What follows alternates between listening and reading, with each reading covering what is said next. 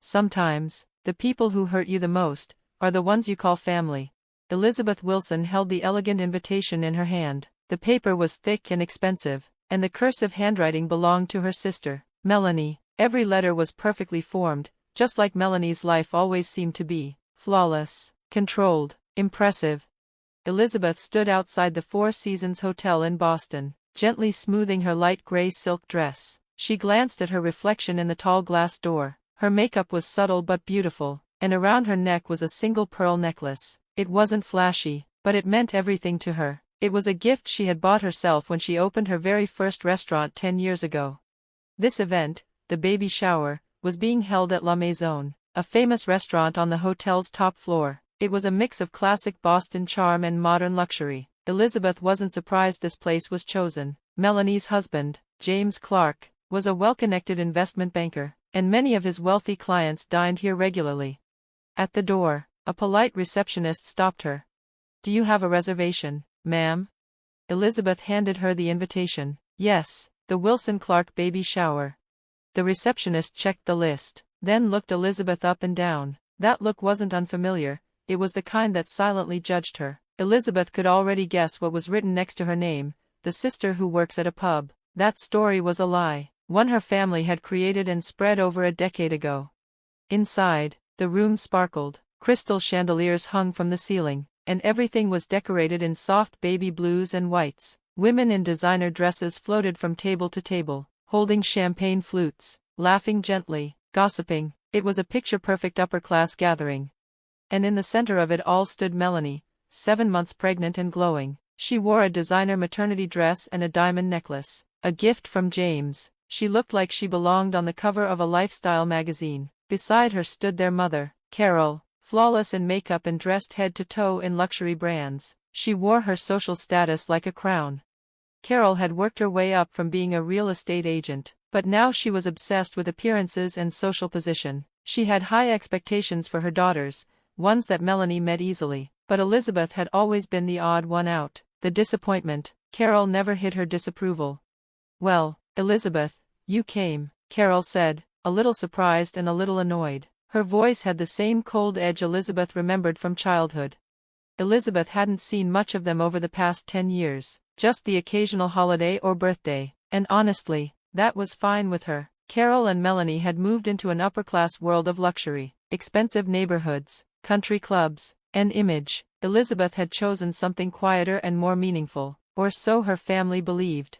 What they didn't know was that Elizabeth owned one of the most respected restaurants in Boston, the Hidden Gem, a place tucked away in a beautiful red brick building in Beacon Hill. She wasn't just the owner, she was the head chef, known in culinary circles as Chef Liz. Her restaurant had 2 Michelin stars, but she stayed out of the spotlight, giving no interviews, never posting online. She believed in letting her food speak for itself. Her tables were always booked months in advance by loyal, refined clientele, including Harvard professors, artists, and old money families. But none of that mattered to Carol and Melanie, because they had never asked. As Elizabeth walked further into the room, she noticed the place cards set out at each table. She searched for her name, table after table, seat after seat, but it wasn't there. From the side of the room, some of Melanie's friends started whispering, loud enough for Elizabeth to hear. "Is that the sister who works at that pub? I heard she pours beer at some dive bar downtown." Elizabeth heard it all. She kept her face calm, her steps graceful. She had heard worse, but something inside her felt oddly peaceful, like she had already moved beyond their opinions. Then Melanie walked up, fake smile in place. "Oh no, are you having trouble finding your seat?" she said, sweetly. Elizabeth didn't reply, she just smiled. Melanie's husband, James, stood beside her, watching Elizabeth with a calculating stare. His expensive suit, his polished shoes, his whole air of superiority, it was clear he thought he was above her. "We had a lot of last-minute guests," Melanie said, tilting her head like she was being kind. "We had to prioritize important people." Elizabeth knew what that meant. She wasn't important, not to them. "But don't worry," Melanie added, voice brightening as she leaned in. "There's a little bar across the street, maybe that's more your scene." There was a small pause before the quiet giggles started, then laughter swept the room like a wave. Carol joined in. "Oh yes, That sounds just right for you, doesn't it? Elizabeth paused, for just a second, then she smiled, slowly, gracefully, a different kind of smile, the kind that said she was no longer hurt, no longer surprised, and no longer afraid. I'll do just that, she said softly. Enjoy the baby shower. With that, she turned and walked out of the glittering room without looking back. Her heels tapped against the marble floor as she exited. Her head was high, her back straight, her expression unreadable. Behind her, Carol and Melanie laughed. The other guests watched, whispering and nudging each other. In the hallway, Elizabeth stopped by the window. The city of Boston glowed in the golden light of sunset. Far in the distance, tucked between buildings, she could see it, the hidden gem, her restaurant, her creation, her world. Carol and Melanie also caught sight of her silhouette through the window. The way she stood, backlit by the sun, gave her a glowing, almost angelic outline, but to them, she looked like a fool walking away in silence. They had no idea what was coming. Elizabeth walked to the elevator, her steps lighter than when she came in, her heart calm, because she knew, soon, the truth would come out, and when it did, everything they thought they knew about her would change forever. They still saw her as the sister who worked at a pub. But they were about to meet the woman who ran one of the most exclusive restaurants in the entire city. And they wouldn't be able to laugh anymore. Delivery trucks rolled in one after another, unloading boxes of high-end ingredients. Workers moved quickly, guided by a woman in a crisp white chef's coat. That woman was Elizabeth. She checked each item with careful eyes, making notes and giving instructions that the staff followed without hesitation. There was a clear trust between them, built over 10 years of working side by side. Carol stood nearby, watching her daughter in disbelief. For years, she had looked down on Elizabeth, thinking she was wasting her life working at a bar. But the woman she saw now, focused, respected, and confident, was nothing like the daughter she had dismissed. Carol's heart ached with regret.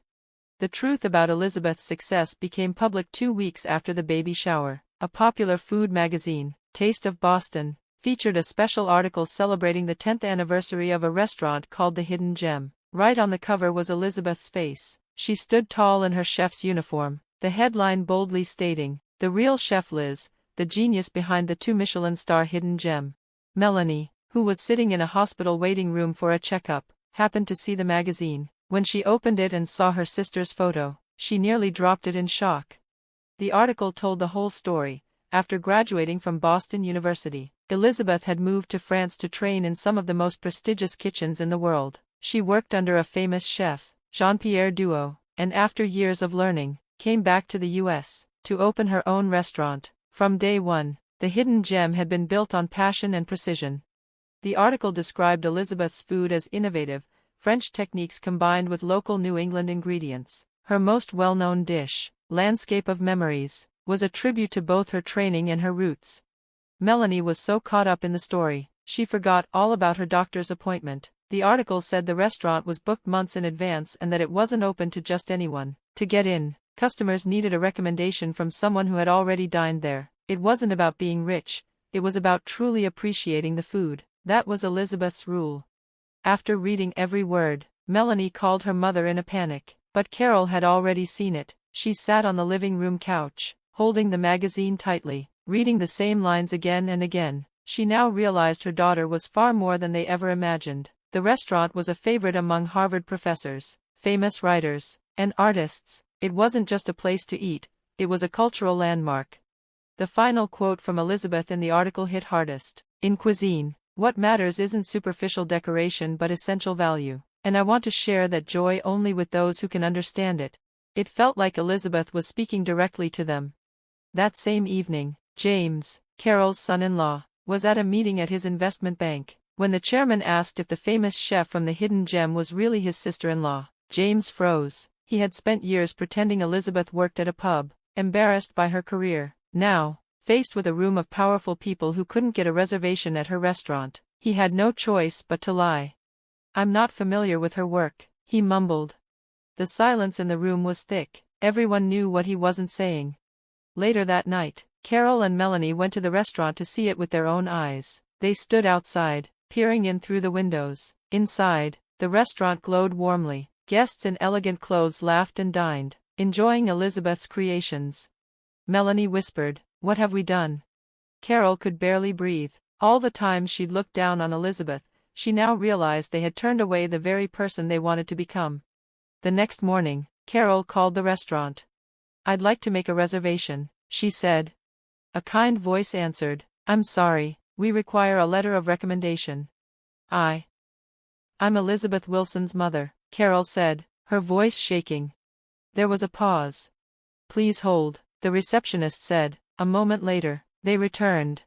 "I'm very sorry, the chef has asked that everyone follow the usual procedure." Carol sat frozen. The message was clear: Elizabeth had not forgotten how they had treated her. Melanie, though heavily pregnant, began walking by the restaurant almost every day. She just wanted to catch a glimpse of her sister, to see her smile or hear her voice. One day, she found the courage to walk in, but she was quickly stopped by the staff. "We're fully booked today, and as you know, a letter of recommendation is required." Just then, Elizabeth stepped out from the kitchen. Their eyes met. Elizabeth looked calm, composed, and distant. "Do you have a letter of recommendation, ma'am?" she asked, her voice steady. It broke Melanie's heart. She ran from the restaurant in tears. From across the street, she saw expensive cars lined up outside. The world they had once hoped to enter was now in Elizabeth's hands, and Elizabeth had done it all without their help, without their approval. Days later, an envelope arrived. Inside was a letter from Elizabeth on beautiful, thick paper. It said, "True value lies not in decoration but in essence, if you are ready to understand that." Melanie gave birth a month later, in her hospital room, filled with grand, flashy flower arrangements from friends and family. One bouquet stood out. It was simple, filled with wildflowers of the season. The card read, "Congratulations." It was in Elizabeth's handwriting. The bouquet carried warmth. It was quiet, elegant, and heartfelt, just like Elizabeth's cooking. "Mom," Melanie asked while holding her newborn, "what should we do?" Carol didn't answer at first. She had already tried calling the restaurant again. Each time, she heard the same words: "We're sorry, a letter of recommendation is required." Then, another letter arrived from Elizabeth. "If you truly want to understand, why don't you try working at the restaurant, starting from the bottom?" Carol and Melanie were stunned. The idea seemed insulting at first, but deep down, they knew it was the only way. 3 months later, Melanie put on a dishwasher's apron and stepped into the kitchen of the Hidden Gem. Carol started helping as a dining room assistant on weekends. It was harder than they had ever imagined. Melanie's hands were raw. Carol's legs ached constantly. Elizabeth offered no special treatment. "All things of value take time to understand," she told them. But something shifted. Melanie began to notice the love and detail in every dish she cleaned. Carol started to feel joy seeing customers smile after a meal. 6 months later, Melanie tasted one of Elizabeth's dishes during a staff tasting. "This flavor," she whispered, tears running down her cheeks, "it's you."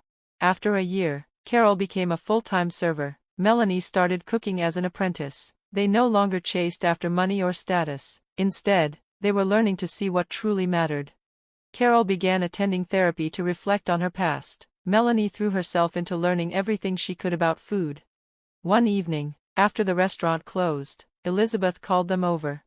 "Starting tomorrow," she said gently, "shall we meet as family?" Neither Carol nor Melanie could hold back tears. It was more than forgiveness, it was a new beginning. The next Sunday morning, the restaurant opened just for them. Elizabeth served a special brunch for her mother, her sister, and her baby niece. There were no fancy decorations, just heartfelt food and wildflowers on the table. "This," Elizabeth said with a smile, "is what I've always wanted to share. I'm proud that you now understand the essence." Outside, the city bathed in morning light. Inside, surrounded by love and quiet joy, a family began again.